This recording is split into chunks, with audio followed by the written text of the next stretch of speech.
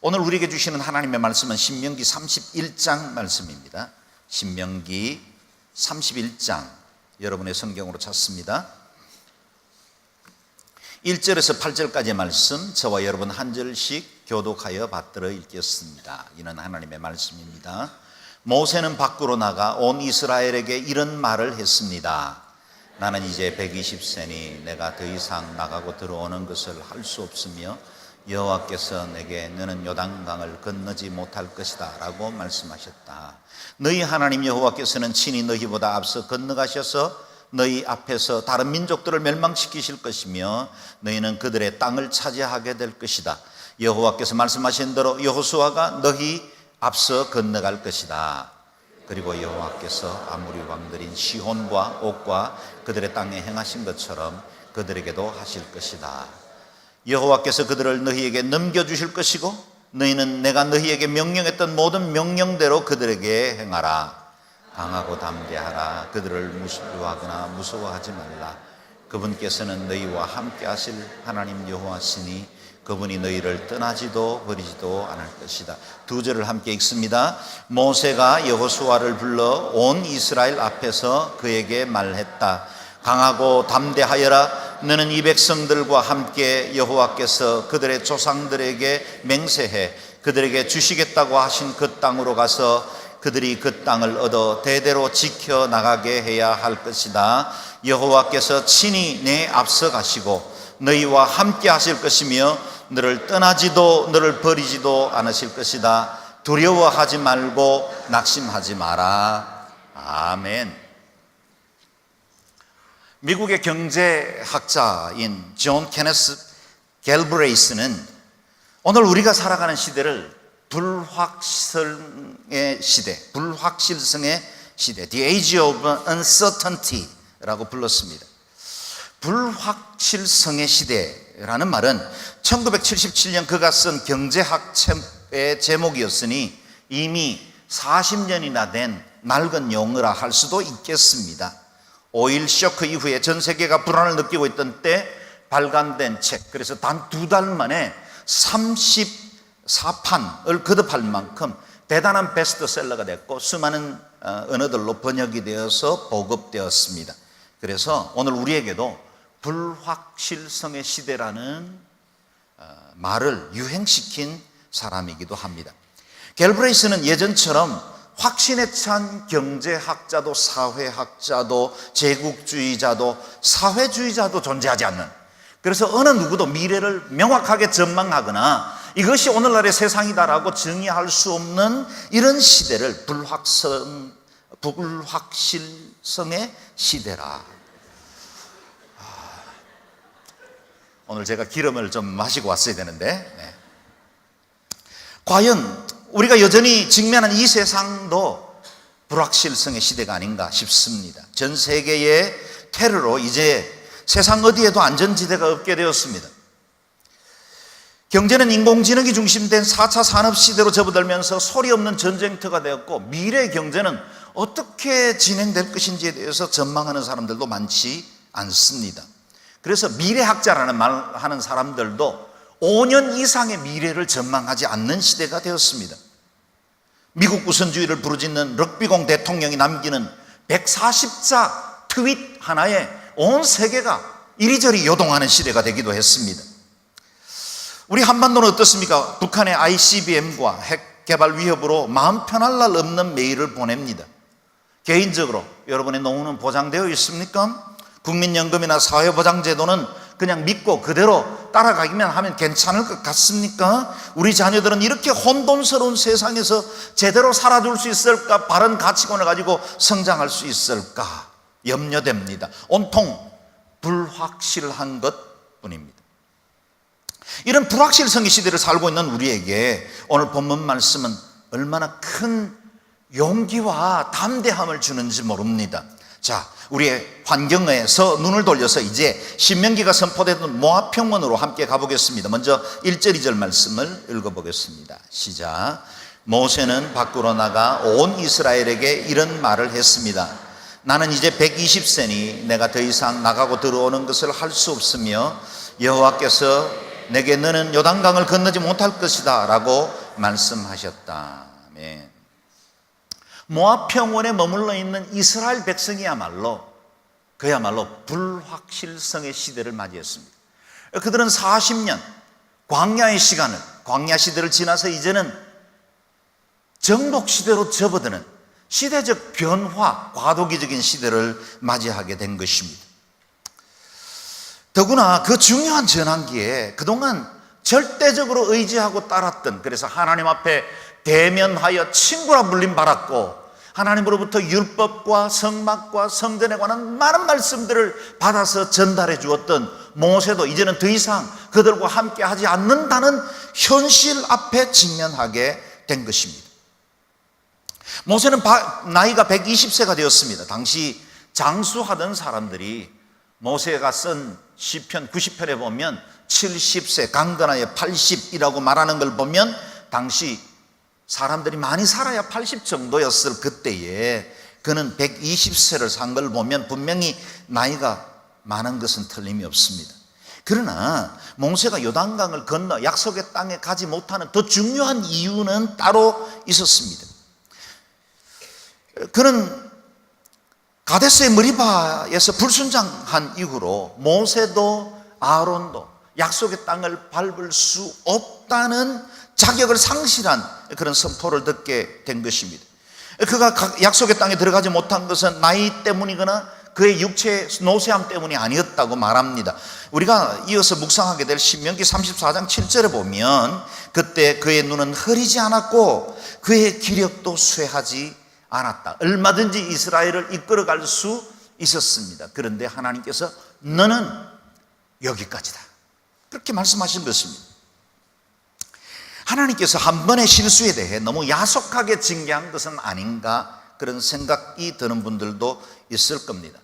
아내는 얼마 전에 큐티 묵상했던 민수기에 하나님 앞에 더 이상 모세가 들어갈 수 없다는 그 말씀을 묵상할 때마다 눈물로 이 말씀을 읽는다고 그런 이야기를 제게 몇 번 한 적이 있습니다.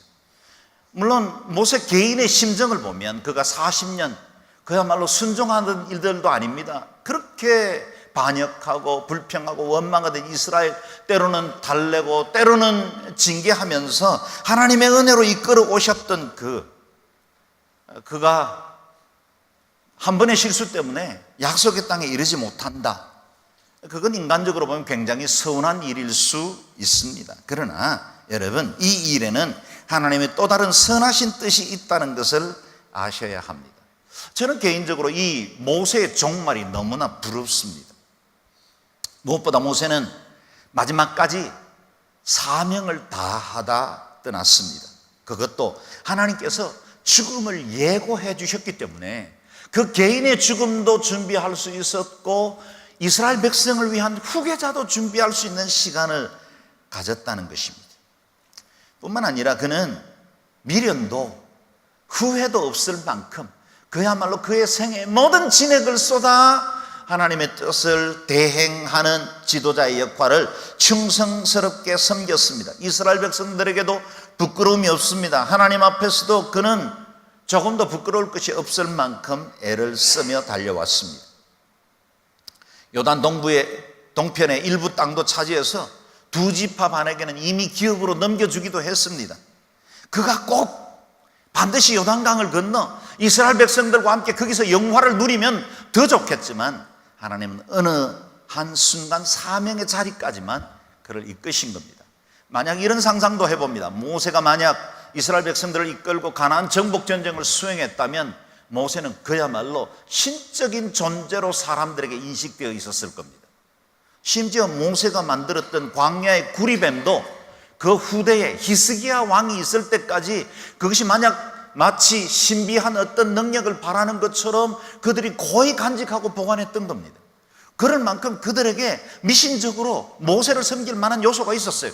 하나님은 그 영웅적인 사람, 그 대단한 지도자, 하나님과 대면하여 맞이했던 그 사람을 이제는 거기까지만 이끌고 마신 것입니다.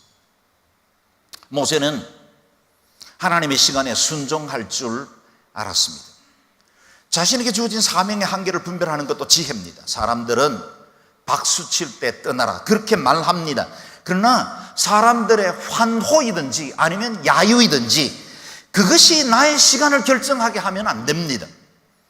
나의 시간을 정하시는 분이 따로 있습니다. 내 삶을 가장 잘 아시는 분, 우리에게 무엇이 언제 가장 최선인지를 잘 아시는 그 하나님이 내 삶의 영역을 이끌어갈 때까지는 때로는 힘들어도 때로는 외로워도 때로는 사람들이 알아주지 않아도 그 자리를 지켜야 합니다. 그러나 아무리 사람들이 좋아하고 또 박수를 쳐준다 할지라도 하나님이 떠나야 할 자리라고 사인을 주면 그곳에 머물러 있으면 안 됩니다. 아브라함이 머물렀던 그 본토 갈대아 우르는 그야말로 메소포타미아 문명의 총하였습니다. 바벨론 문명이 찬란하게 꼽히던 지역이었습니다. 그러나 하나님께서 아브라함에게 너의 본토 친척 아비집을 떠나라 말씀하실 때 아브라함은 그 자리를 순종하며 떠났습니다. 여러분, 바벨론같이 아무리 안정되고 모든 것들이 잘 갖춰진 나라라 할지라도 하나님이 가라고 했는데 거기 머물러 있으면 그곳은 가장 위험한 곳이 될 거예요. 그러나 아무것도 보장되지 않고 그 어느 누구도 책임지지 않는 광야의 인생을 살아간다 할지라도 하나님이 가라고 말씀하셔서 순종하고 떠나면 그때부터는 하나님의 절대적인 손이, 밀도 있는 하나님의 손이 그들을 붙들으시기 때문에 그곳이 가장 안전한 곳이 됩니다. 저는 여러분의 인생이, 저의 인생이 어떤 환경, 어떤 상황을 만날지라도 하나님의 때를 지혜롭게 분별할 수 있는 삶을 살아가시기를 주의 이름으로 축원합니다. 사람이 아니라 하나님 앞에 내 역할과 사명이 어디까지 분별하는 것이 지혜로운 인생 경영입니다. 자, 이제 자신의 삶을 마무리하면서 이스라엘 백성들에게 소망을 선포하는 모세의 말씀을 함께 읽어보겠습니다. 3절에서 6절까지 말씀 같이 읽습니다. 시작. 너희 하나님 여호와께서는 친히 너희보다 앞서 건너가셔서 너희 앞에서 다른 민족들을 멸망시키실 것이며 너희는 그들의 땅을 차지하게 될 것이다. 여호와께서 말씀하신 대로 여호수아가 너희 앞서 건너갈 것이다. 그리고 여호와께서 아모리 왕들인 시혼과 옥과 그들의 땅에 행하신 것처럼 그들에게도 하실 것이다. 여호와께서 그들을 너희에게 넘겨주실 것이고 너희는 내가 너희에게 명령했던 모든 명령대로 그들에게 행하라. 강하고 담대하라. 그들을 두려워하거나 무서워하지 말라. 그분께서는 너희와 함께 하실 하나님 여호와시니 그분이 너희를 떠나지도 버리지도 않으실 것이다. 아멘. 모든 것이 불확실했던 시대를 살아가고 있는 이스라엘 백성들에게 모세는 가장 확실한 약속을 선포하고 있습니다. 너희 하나님 여호와께서 친히 너희보다 앞서 건너가실 것이다. 이스라엘 백성들은 아직 요단강을 건너가 보지 못했습니다. 요단강 저편에서 어떤 적들을 맞이하여 싸우게 될지, 무슨 일이 일어날지 불투명한 미래였습니다. 그런데 하나님께서 이스라엘 백성들보다 요단강에 먼저 건너가서 그들을 기다리실 것이라 말씀하십니다. 민족의 지도자였던 모세는 떠나지만 하나님은 떠나지 않습니다. 세상의 지도자는 명멸을 반복하며 때로 영화로 때로는 어려움으로 우리 곁을 스쳐 지나가지만 하나님의 신실하심은 결코 우리를 포기하거나 버리지 않습니다. 하나님께서 이스라엘 백성들보다 앞서 싸우시겠다는 것을 확실하게 보여주는 증거가 여호수아입니다. 최고의 후계자 여호수아를 준비해 줌으로 이후에 정복전쟁을 이끌어 나갈 수 있게 하심으로 여호와께서 말씀하신 대로 여호수아가 너희 앞서 건너갈 것이다. 하나님이 먼저 건너가셨는지는 보이지 않죠. 그러나 여호수아는 보입니다. 하나님께서 세우신 사람이 먼저 앞서 건너가는 것을 보면 하나님께서 직접 이 전쟁을 주도하고 있다는 사실을 그들로 깨달아 알 수 있게 하신 것입니다. 이스라엘 백성들 앞에는 여호수아가 있었습니다. 여호수아 앞에는 하나님이 계셨습니다. 이제 두어 주 후면 하영조 목사님 6주기가 다가옵니다. 6년 전 목사님께서 소천하셨을 때 서민고 온누리교회 지하실 두란노홀에서 저희가 빈소를 설치하고 우리 목회자들과 장로님들이 장례식장을 지켰습니다. 사흘째 되던 아침인가 조용하지만 심상치 않는 분위기가 감지되기 시작했습니다. 검은 양복을 입은 건장한 사람들이 장례식장 안팎을 부산이 오가는 것을 느낄 수 있었죠. 아니나 다를까 얼마 되지 않아 이명박 대통령 부부가 조문을 위해서 들어왔습니다. 청와대 경호팀이 장례 분위기를 해치지 않으면서도 아주 조용하게, 그러나 엄숙하면서도 그 사전에 모든 대통령의 동선을 체크하고 있었다는 것을 나중에 알게 된 것입니다.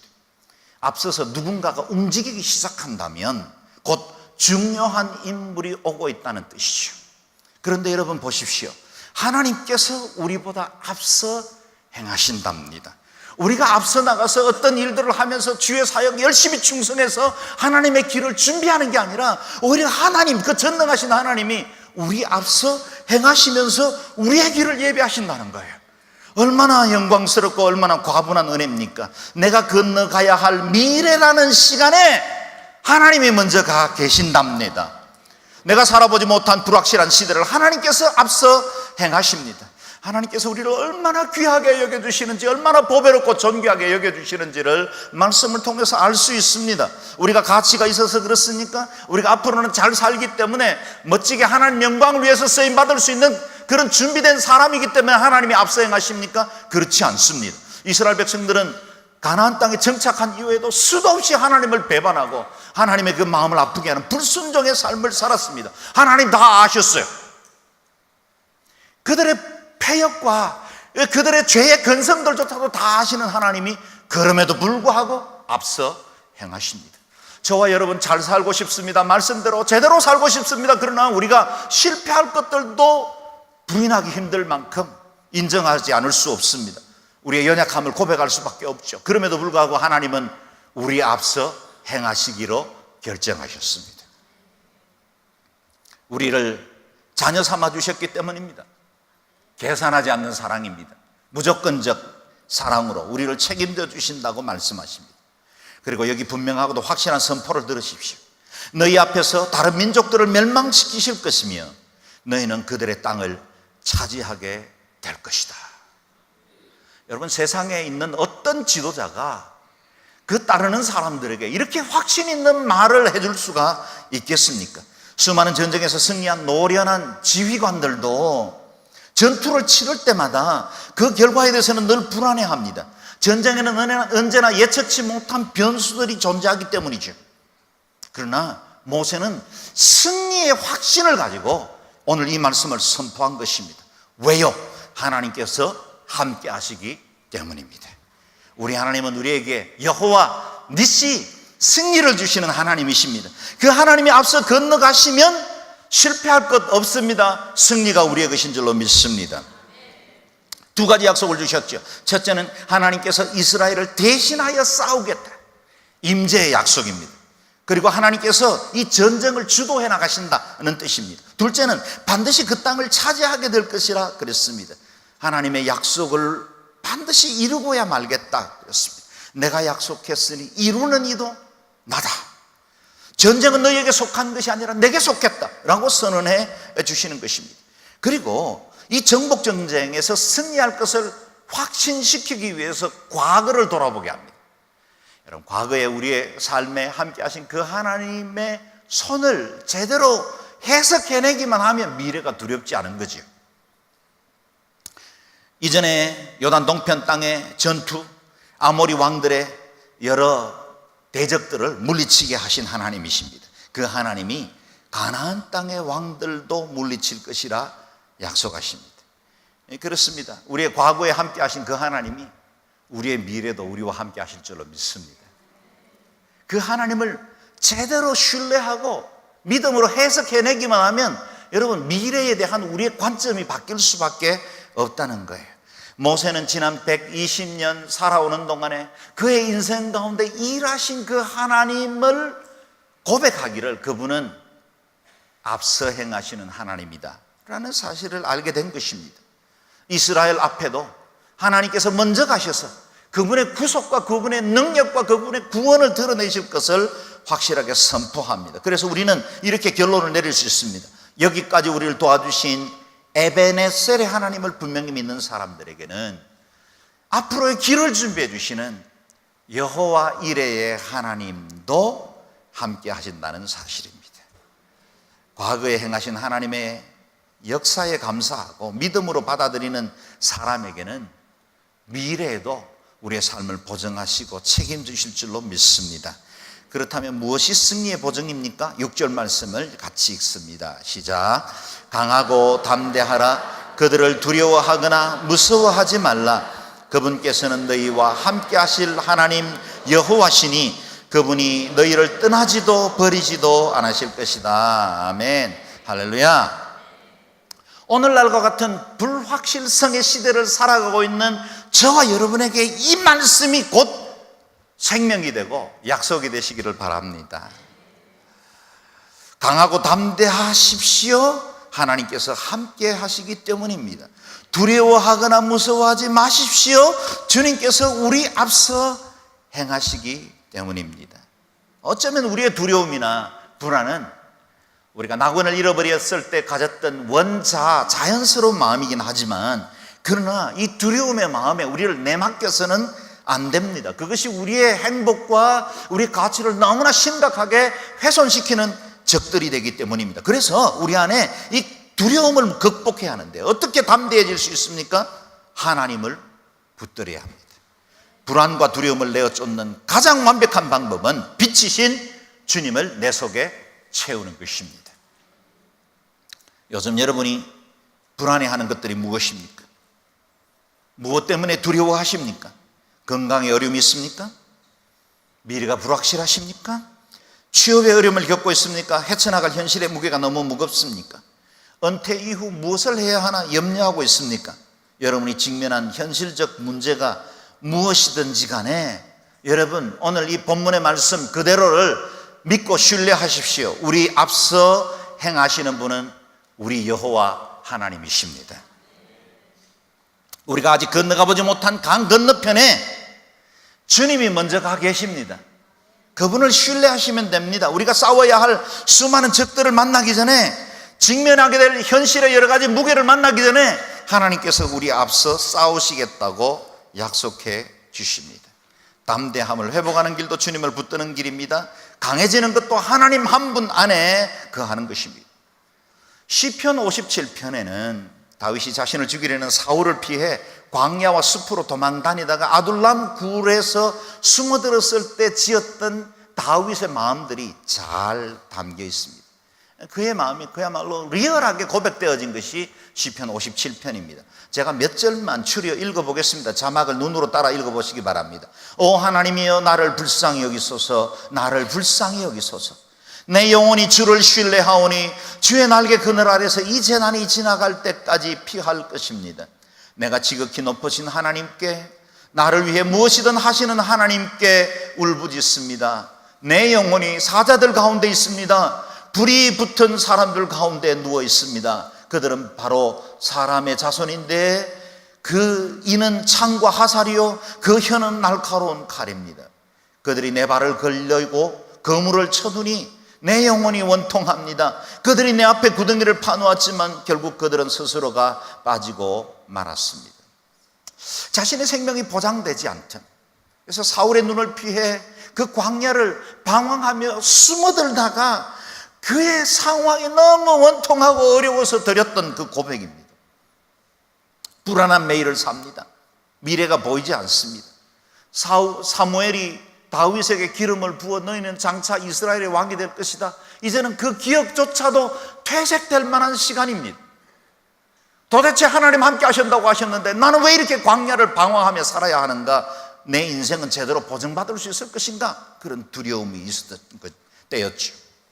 그런데 다윗은 이런 절망의 상태에 그냥 머물러 있지 않았습니다. 반복할까요? 다윗은 자신이 눈앞에 처한 여러 가지 절망적인 현실 앞에 그대로 자신을 내어버려 두지 않았다는 겁니다. 그는 몸을 돌이켰습니다. 그리고 뜻을 바꾸었습니다. 그리고 그를 구원하시고 그의 앞서 행하시고 그의 인생을 정복에는 완전케 하시는 그 하나님을 바라보기로 뜻을 결정한 것입니다. 그렇죠. 그 이후에 나오는 그의 시편의 고백은 유명한 몇 개의 찬양 가사가 되어서 우리가 애청하고 있죠. 7절 8절 말씀을 개역 개정으로 같이 한번 읽어보겠습니다. 시작.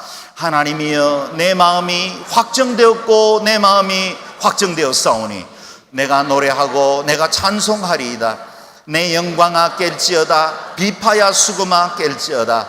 내가 새벽을 깨우리로다. 아멘. 내 마음이 확정되고 확정되었습니다. 나는 이제 새벽 깨우겠습니다. 나는 이제 주님 바라보겠습니다. 내가 노래하고 찬송하겠습니다. 환경에 묶이지 않겠습니다. 환경에다 나를 내팽개치고 그 감정의 상태에서 끌려다니는 인생 살지 않겠습니다. 내 앞에 있는 문제들이 크고 어려운 것은 사실이지만 그것이 나를 장악해서 더 크신 하나님을 모욕하게 하지는 않겠습니다. 뜻을 정한 것입니다. 그리고 그는 이어서 아둘람 굴 밖으로 뛰쳐나와 온 우주와 하늘을 통치하시는 그 영광의 주님을 노래하기 시작합니다. 9절에서 11절 말씀입니다. 같이 읽어볼까요? 시작. 주여 내가 만민 중에서 주께 감사하오며 열방 중에서 주를 찬송하리이다. 대저 주의 인자는 커서 하늘에 미치고 주의 진리는 궁창에 이르나이다. 하나님이여 주는 하늘 위에 높이 들리시며 주의 영광은 온 세계 위에 높아지기를 원하나이다. 아멘. 하늘 위에 주는 높이 들리며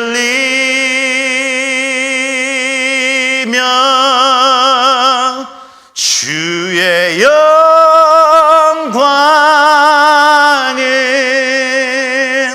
주의 영광은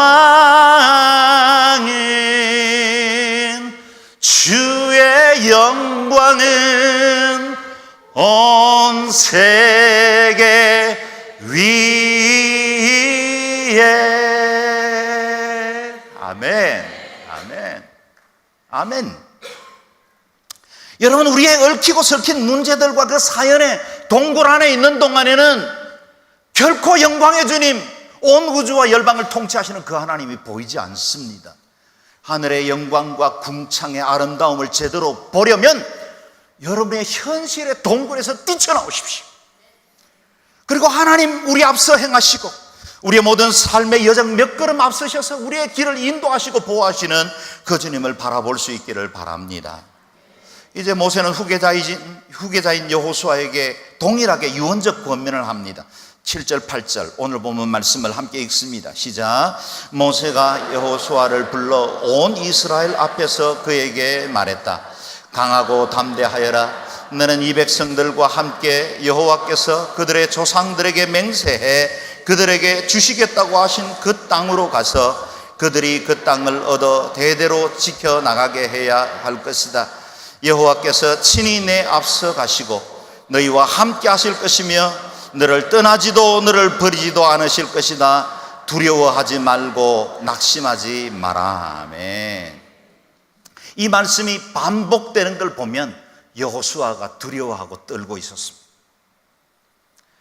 여러분, 우리의 현실, 이 불확실성의 시대를 살아가고 있는 우리에게도 때로는 평안이요, 때로는 크고 작은 즐거움 때문에 우리 인생의 행복을 누리기도 하지만 우리 내면 깊숙한 곳에 담겨있는 이 두려움 말이죠. 우리를 떨게 만드는 그 어떤 세력들 쉽지는 않을 거예요. 그러나 오늘 이 본문 말씀이 우리에게 주신 말씀으로 다가오기를 바랍니다. 아마도 여호수아는 지도자의 책임과 부담을 느껴서 더더욱 백성들보다 더 떨고 더 두려워하는 시간을 가졌을 것입니다. 이스라엘을 이끄는 지도자가 된다는 것은 영광이요, 엄청난 특권이면 틀림이 없지만 동시에 그만한 책임을 갖는다는 뜻이 아니겠습니까? 모세라는 전설적인 존재의 뒤를 이어받아서 이스라엘 백성들을 이끌어간다는 것 쉽지는 않을 것입니다. 더구나 여호수아에게는 정복전쟁이라는 아직도 남은 과업들이 많이 있었습니다. 사명 앞에 직면하게 서게 된 것입니다. 두려웠을 거예요. 떨렸을 거예요. 그런데 모세가 하나님의 말씀으로 그에게 격려하고 승리를 보증해 주신 것입니다. 8절 말씀을 다시 읽겠습니다. 시작. 여호와께서 친히 내 앞서 가시고 너희와 함께 하실 것이며 너를 떠나지도 너를 버리지도 않을 것이다. 두려워하지 말고 낙심하지 마라. 아멘. 1967년 이스라엘과 아랍 연합군 사이에 일어난 유명한 6.1 전쟁을 기억하실 것입니다. 아직 나치 독일의 학살의 기억에서 자유롭지 못했던 큰 트라우마에 묶여 있었던 그 현대 이스라엘이 신생국가였죠. 국경을 맞댄 이집트와 요르단, 시리아, 아랍 연맹의 연합군들이 소련에서 당시 20억 불이라는 엄청난 재정의 지원을 받아서 마치 이스라엘을 지중해로 밀어버리려듯이 그 조그마한 나라, 인구도 많지 않는 작은 나라를 지중해를 피로 물들이겠다고 선언하면서 공격해 들어오기 시작했습니다. 막강한 화력을 힘입어서 이스라엘을 공격해 들어왔을 때, 그런데 뜻밖에도 이스라엘은 절대적인 열세의 군대를 이끌고 아랍연합군을 단 6일 만에 물리치고 제7일에는 안식일을 하나님 앞에 지켰습니다. 엿새간의 전쟁을 통해 이스라엘은 시나이 반도와 골란 고원, 요단강 주변 아랍 진영에 속해 있던 영토를 차지하고 그동안 이스라엘이 가지고 있었던 영토의 3배를 한순간에 늘리고 말았습니다. 당시 이스라엘의 총사령관이었던 모세 다야는 장군은 성전 이튿날 통곡의 벽, 그때 아랍 진영에 있었던 그 통곡의 벽을 되찾은 것입니다. 성전산을 찾았습니다. 그리고 유대인의 기도법에 따라서 기도하고 통곡의 벽 사이에 자신이 적은 기도문을 끼워 넣었습니다. 그가 떠나자마자 호기심이 많았던 신문기자가 재빨리 뛰어가 그가 끼워 넣은 쪽지를 뽑아서 읽었습니다. 거기에는 시편 118편 23절 말씀이 기록되어 있었습니다. 이는 여호와의 행하신 것이요 우리 눈에 기이한 바로다.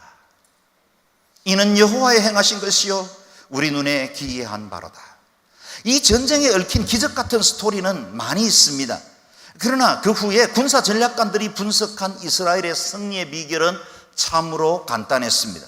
아랍 지휘관의 공격 명령은 가라 였습니다. 그런데 이스라엘 지휘관의 명령은 따르라 였다는 겁니다. 전쟁에 임하는 리더의 자세를 단적으로 보여주는 대목입니다. 우리 하나님은 우리를 보고 열심히 살아봐라, 최선을 다해서 살면 복이 많을 거다, 그렇게 말씀하시는 분이 아닙니다.